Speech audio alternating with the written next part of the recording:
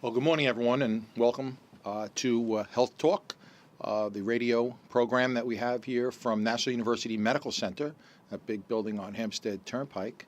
And we talk about what's current in medicine, some of the new changes, some of the things that are going on at Nassau University Medical Center, New Health, all the different types of services that we provide, and how over the last year or so the hospital has been changing, and how we've been doing a lot of construction on the inside and updating of the rooms and the facility, and the hiring of some really specialized and highly trained physicians, expanding some of the services here in Nassau County, and really truly turning Nassau University Medical Center, New Health, into one of the finest hospitals in the nation.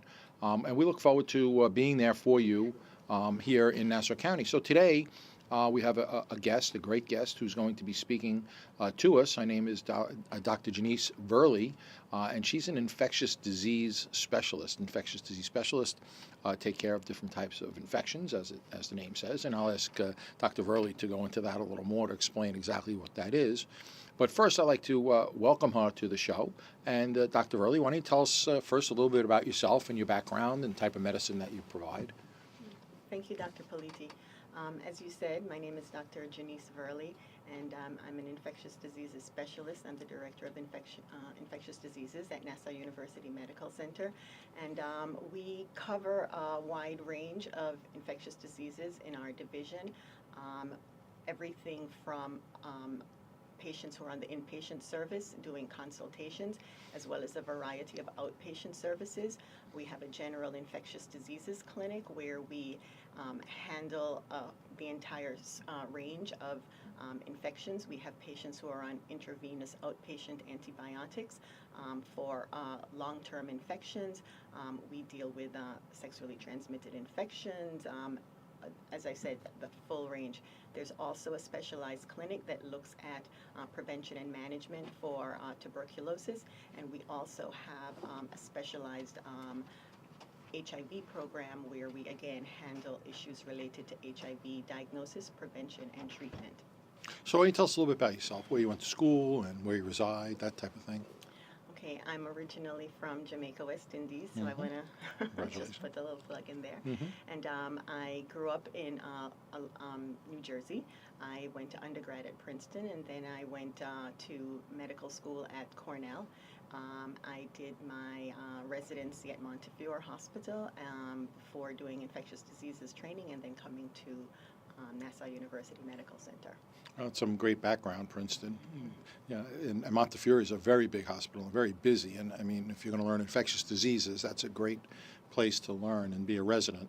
And so now you bring all that experience out here to Nassau County, and you're an attending physician at NUMC, and you're basically there, normally you'd say 40 hours a week, but in the case of you doctors, I would say 80 to 100 hours a week, seeing all these patients. And if someone should come to the hospital with some sort of pneumonia or a severe infection or some sort of puzzling case with a fever or something, you would get involved, and sort of like a detective, you try to figure out what's going on with that patient.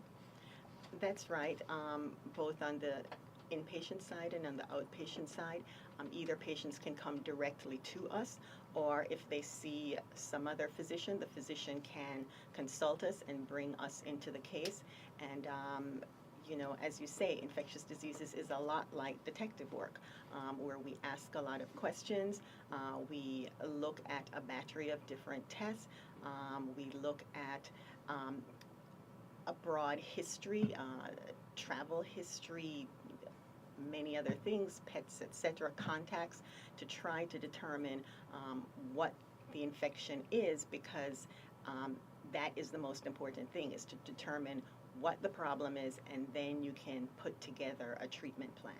Right. So basically, it's like a detective. So you try to find out where this person went to and what they came in contact, animals and pets and travel, Exactly. Mosquito bites and rashes and stuff, and put it together. And then from then you would do, I guess, different types of testing, blood tests and cultures and stuff.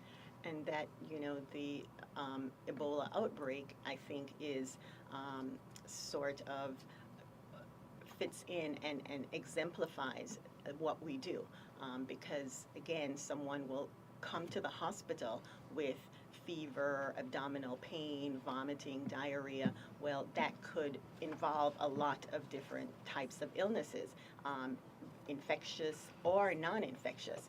And trying to determine what the cause is something that we get involved in. And of course, again, because it's so topical and current in terms of Ebola, a key piece of information is that travel history. So in all of medicine, but certainly very much so in what we do, getting a comprehensive and accurate history is very important. Right. And people don't realize first that quality physicians such as yourself are here at Nassau University Medical Center, and then that we have the capabilities of making these really, difficult diagnostic decisions and coming up with these diagnoses. We have full laboratory services at the hospital with virology and bacteriology and all the different specialties that support what you do to look at the blood and to see if in fact there's some strange types of parasites or some sort of infection. But more than likely you're dealing with the everyday types of events. People are coming in with pneumonias, people are coming with flu-like illnesses, fevers and chills.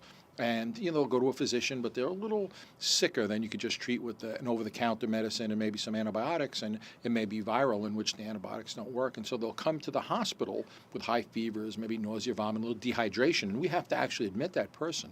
Right. And hydrate them up, and then we call you down, and you come down with your team and order some special tests and do some some background work and treat this person, and hopefully they do well. But it's the everyday stuff that we see, by the dozens of patients coming through with routine types of infections that really is your bread and butter. And for ID, the everyday type stuff changes seasonally, geographically. I mean, we're always in the same area, but seasons change, and so the things that can cause the symptoms that we see will change with the seasons. And you mentioned flu, so this is flu season. So now someone coming in with fevers, chills, cough, influenza is going to be one of the main things that we're going to look for.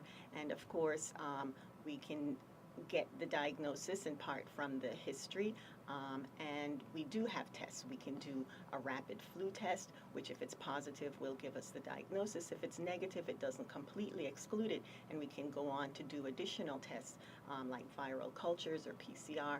And as you've mentioned, we have an excellent lab at the hospital, including microbiology and virology lab, to assist us in making these diagnoses.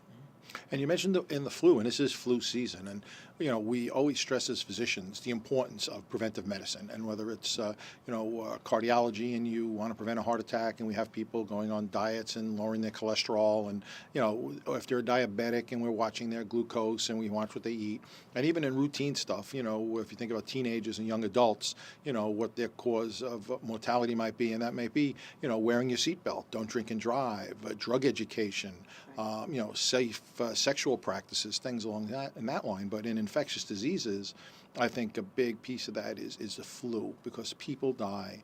And I don't want to quote a number, but I hear there thousands of patients die every year from the flu, and that could be prevented, or at least somewhat helped a little bit by getting that flu vaccine. So. Exactly. So we do have many preventative measures in infectious diseases for some of the diseases that we have, some of which are incurable, and so prevention really is the only intervention. The flu does kill thousands each year, and so we do want to take advantage of the preventative measures that we have. And I would be remiss, being an infectious disease doctor, not to say hand hygiene and washing your hands is a huge preventive intervention to prevent all kinds of infectious diseases. So I want to emphasize that at first. And then, of course, as you mentioned, for the flu, we do have the flu vaccine. And that it varies in terms of how effective it is from season to season in terms of preventing flu symptoms. But generally speaking, even if it doesn't prevent somebody from getting the flu, it usually will reduce the complications and the severe manifestations of the flu. So this is why we always encourage, and it's recommended for everyone over 6 months of age to take it. And then, of course, there are certain populations who are at increased risk for complications of the flu, and those persons absolutely should try and get vaccinated as early in the flu season as possible. Is it too late now to get the flu shot? No, absolutely not. The flu season generally goes until April or May. So we say the earlier the better, but absolutely, this is a good time. If you haven't had it, go out and speak to your doctor about getting it. Could they come to our hospital? Could they just call up, what's the number for our number? It's 486-6862, 516 area code. 486-6862. That's the number for our primary care center for the hospital. And someone could just call that number, make an appointment, and come and get a flu shot. Absolutely. All right? And, that really is one of the most important things that we can do. I actually had Dr. Larry Eisenstein, Commissioner of Health for Nassau County here as a guest a few radio shows ago. And he couldn't overemphasize that enough. And I guess what you do in infectious disease is a big part of public health. Because you can hear some of the biggest,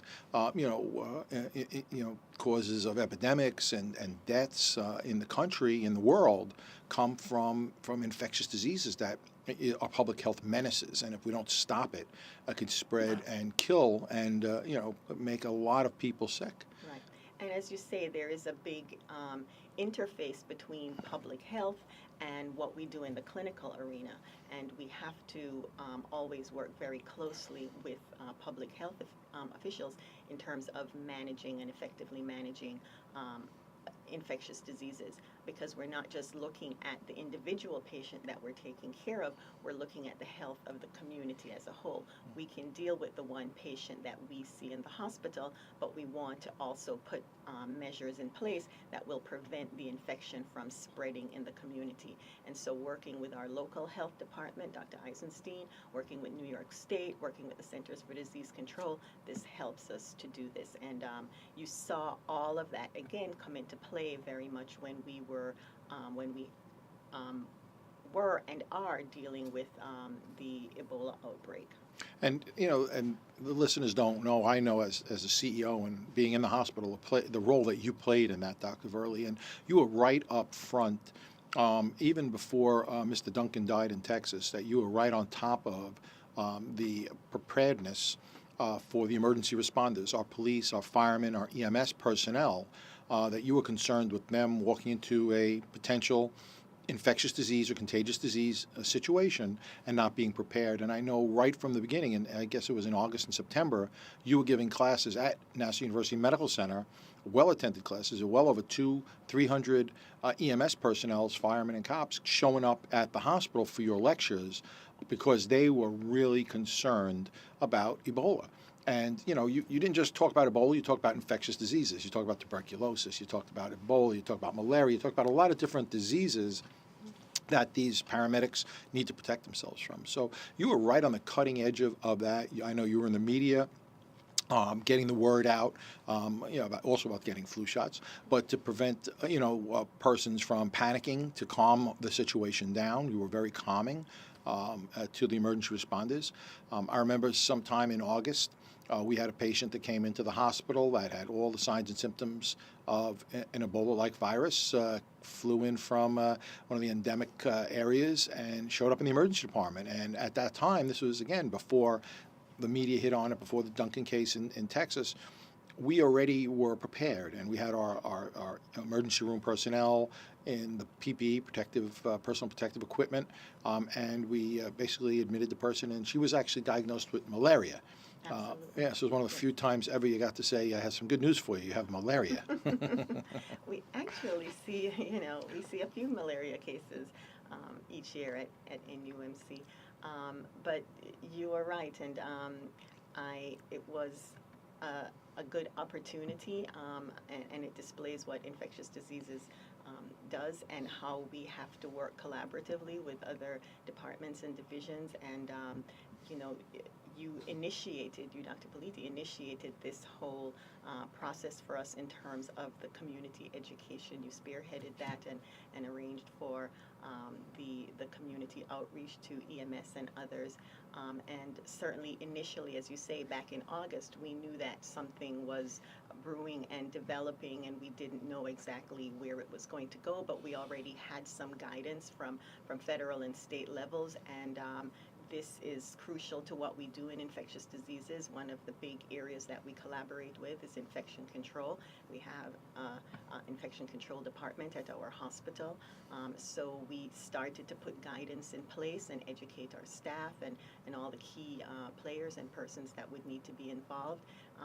And as you said, we did get a case come in quite early with someone from one of those countries that's involved with the outbreak and had symptoms, and that diagnosis was made. But it was, and it still is, a great opportunity for me. It's one of the things that I love, is to go out in the community and high school students. I'm also, as I said, involved in HIV prevention and basically talking to a whole scope of different individuals and educating people about infectious diseases and how to prevent them and how they can be safe, and again, to reduce some of the stigma and reduce some of the scariness around some of these diseases. So HIV, we don't hear that much about it. We've come up with a lot of medication, these antiretroviral medications that are able to, hold the virus somewhat in check and allow the immune system to come back and be able to fight off diseases. How is the battle? How is the war on HIV going? From an infectious disease expert standpoint. We have made amazing strides. I was doing my fellowship in the mid-90s, and then when I first came to Nassau University Medical Center, we had an inpatient unit that always had 20 plus patients with HIV infection admitted with severe complications, and many of them died. And this is something that has largely gone away. We have very few people now admitted to the hospital. Much of HIV management is on the outpatient side. We are learning to manage it as a chronic disease, and this is largely due to the effect of these medications that we have, which are potent and also are fairly simple to use, less complicated and better tolerated than what we had initially. So it is a dramatic change in the management of HIV, and I think all of this has led to what's happening in New York State and nationally, and our governor has declared that he wants to see an end to the HIV epidemic in New York State, and this is using a multi-pronged approach, trying to have aggressive identification of persons with HIV through testing, and then once the person is identified, linking that person to care as soon as possible, getting the person on medications to suppress the viral load. And also, we now even have the potential of doing what's called a pre-exposure prophylaxis, where people who are at high risk for infection can take a pill a day to prevent getting HIV infection.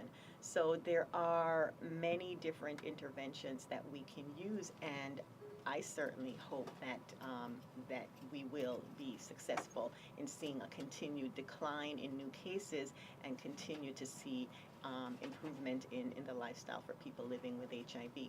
Of course, there's the global impact of it as well, and we have to look at that as well.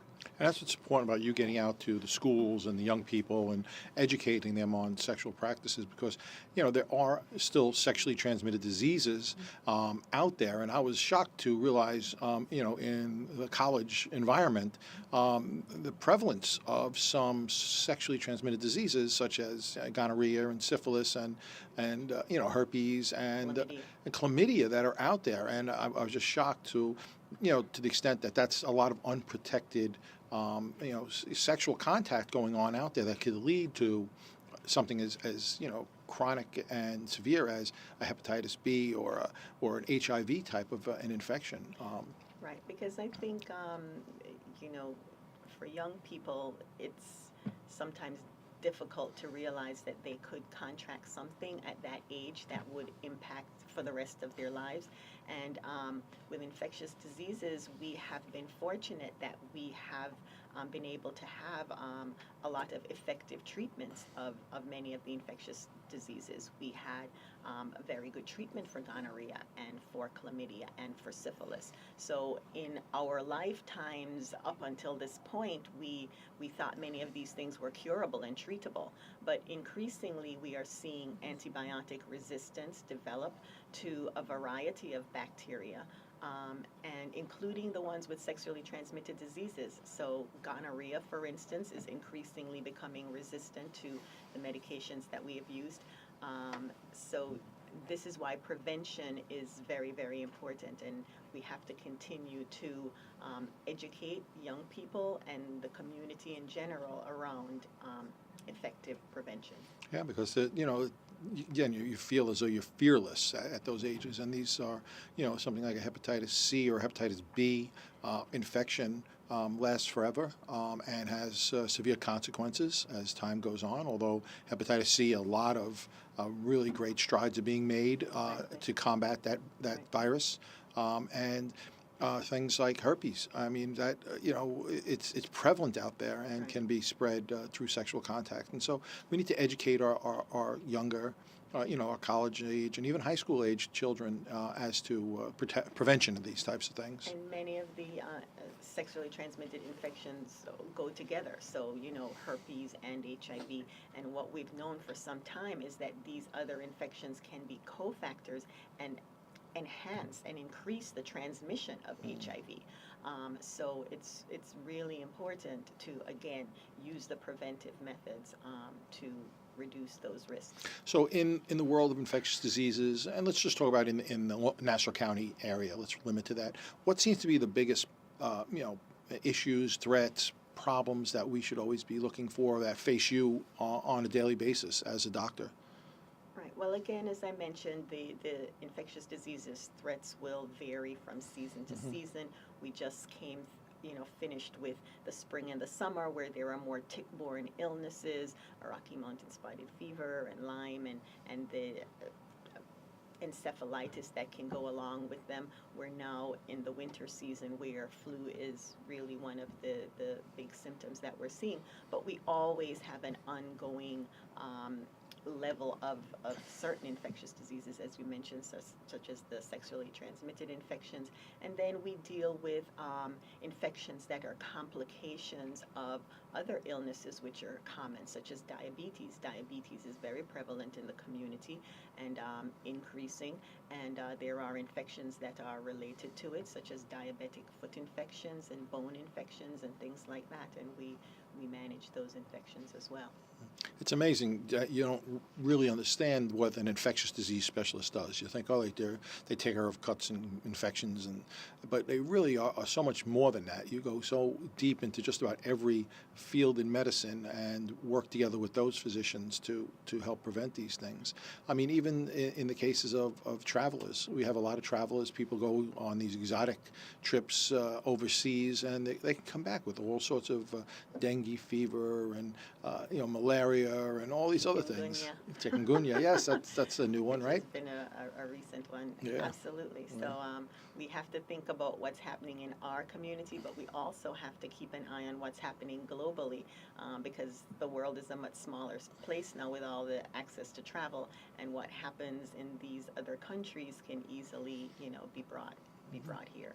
When we're faced with the potential of contagious diseases, Ebola, for example, the hospital initiated a special area of the hospital, which was the old emergency room before we built the brand new $38 million state-of-the-art level 1 trauma center with heliports and all sorts of operating rooms in the middle of the emergency department.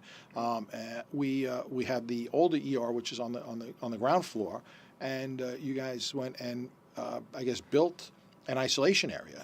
Why don't you tell us a little bit about what you built and what that's used for? So this was something that I think was a great addition and needed. both for what we're going through now and potentially to manage other, infections in the future.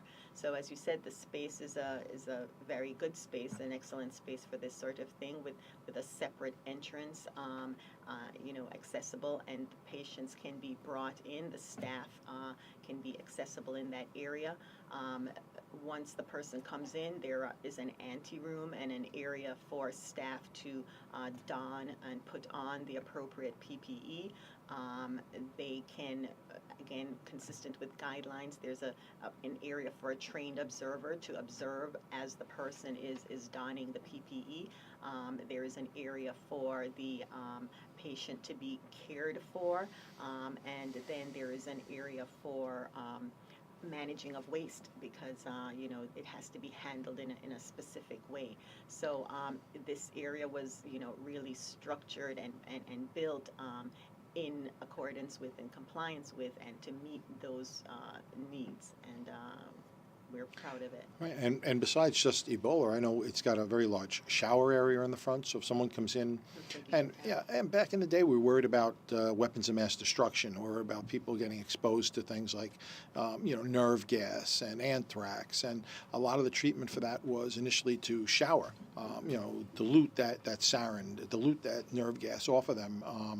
In those showers. So we have that set up as well. So it's not just an Ebola area. It's not just it's something that could be utilized in any type of weapons of mass destruction, or nuclear biological type of exposure for our patients from EMS or just the populace. And just, I think having that designated area away from all of the traffic of the general ED, and being able to manage the patient in a well isolated area is very important and very useful. And the hospital itself was built quite a few years ago, and I understand at the time just about every floor has isolation rooms on it. So the hospital was already built with all these negative pressure isolation rooms. That's right. Yeah. We do have on pretty much most of the floors designated areas with negative pressure rooms that patients can be managed in. If they need isolation for tuberculosis or meningitis or any of these other infections that we're concerned about, we're able to isolate them appropriately there. You mentioned meningitis, and that's a big one too with the college season, the college kid. What would be the meningitis season? Is there such a thing as a season for meningitis, or is it just coincide with people going back to school? Yeah, I think anytime people are sort of in more close quarters, etc., there isn't there are some viral causes of meningitis, enteroviruses that could have some seasonality. But when you mentioned, college students, oftentimes that may include Neisseria meningitis, which doesn't necessarily have a seasonality per se. Yeah, and that's something that we're concerned about. I know they have vaccines for that as well that they offer. That's true. So for, again, many infectious diseases, there are effective vaccines, and that's one of them. And, young people seeing their pediatrician or their adult medicine doctor have to think about these things. There's vaccines to prevent human papillomavirus, which causes cervical cancer. And again, this is something that for both boys and girls, parents can start having that discussion with their pediatricians. What's the recommended age for that now? I know they're giving it to young infants. Usually, well, for the human papillomavirus, it's not for infants. It's, in the teenagers. Generally. Yeah, and that would help prevent some sort of cervical cancers. That's right. Exactly. So we determine that here's a cancer that's caused by an infectious disease, by a virus, and that you actually, the science of it is preventable, and you could actually prevent the cancer from the proper vaccination for these types of diseases. Well, we know that, there are infectious diseses that can go on and lead to cancer, such as hepatitis C can lead to liver cancer. I think preventing and effectively treating a variety of infectious diseases is going to be important in reducing what we call the morbidity, the complications, and the long-term effects of many of these things. people with HIV can be at risk for, more cancers and many other complications. So yes, it's important, again, to identify the infectious diseases, prevent them, and treat them. That's amazing. So, Dr. Verley, I mean, I'm so impressed. I'm so proud to have you as an attending physician at Nassau University Medical Center, to know that someone of your caliber and your experience and training and compassion and passion for what you do is there, and it's right here in Nassau County for everyone, a phone call away. So I want to thank you very, very much for being here today. You're really interesting, and we could talk forever on all these different things, but we only have a limited amount of time. So I would like to say to our listeners to thank you for listening today, and looking forward to seeing you again. Hopefully you're learning some stuff and enjoying some of the guests that we have here, because we're trying to touch on a variety of subjects that might be of interest, and we certainly have some great guests. So have a great day. I'm Dr. Victor Politi from Healthtalk here from Nassau University Medical Center, and just wishing you all a healthy day. Thank you. Goodbye. Thank you.